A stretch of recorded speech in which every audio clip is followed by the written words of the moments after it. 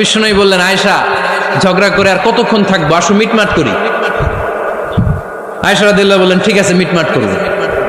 তো বিশ্বনবী সাল্লাল্লাহু আলাইহি ওয়াসাল্লাম বললেন, মিটমাটের জন্য কারে ডাকবো? ওমর রে ডাকি। কয় না, ওমর রে না, ওমর গালিজ, ওমর অনেক রাগে, আমার ডর লাগে।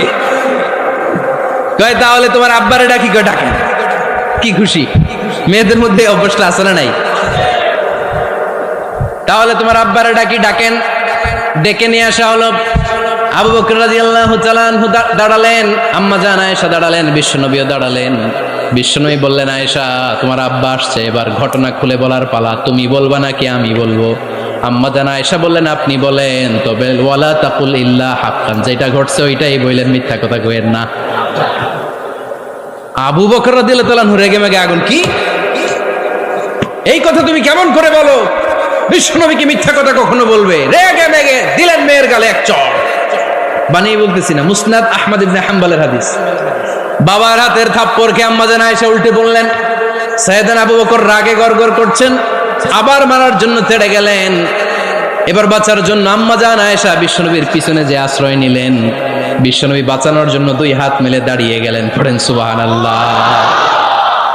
বিশ্বনবী যখন দুই হাত মেলে দাঁড়িয়ে গেলেন, সাইয়েদনা আবু বকর রাদিয়াল্লাহু আনহু থেমে গেলেন।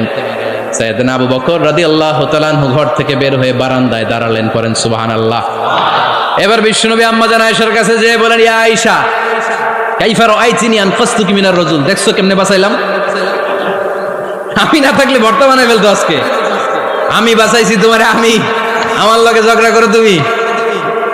লজ্জায় পড়ে আম্মা জান আয়েশা খিলখিল করে হেসে দিলেন, বিশ্বনবীও হেসে দিলেন। দুইজনের হাসির মধুর আওয়াজ শুনে সাইয়েদনা আবু বকর বাইরে থেকে অবাক, কিরে এতক্ষণ না ঝড় তুফান, এখন দেখি হাসি।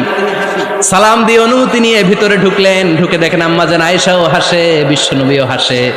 এ হাসি দেখে আবু বকর রাদিয়াল্লাহু আনহু হেসে দিলেন। আরশের উপর থেকে খুশি হয়ে গেলেন কে?